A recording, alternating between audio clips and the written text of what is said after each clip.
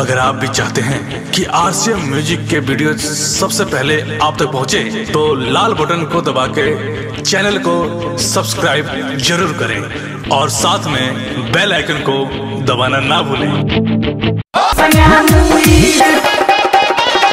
Recording studio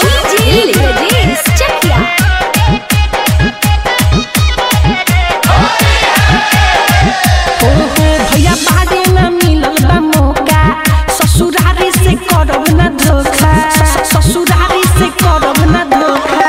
भैया बाड़े न मिलल बा मौका, ससुरारी से करब न धोखा। रंग वो खेलब साली के हाथ से खाइब धोखा,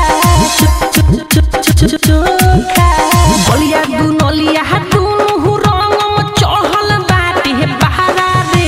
साली के जोबन से पासंग मुई, साली के जोबन से पासंग मुई, भौजी के जोबन बटा खारा रे।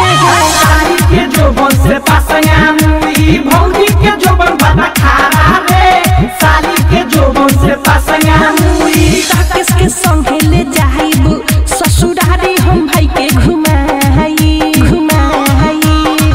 अरे राइता राकेश के संगे ले जाई ससुरारी हम भाई के घुमाई।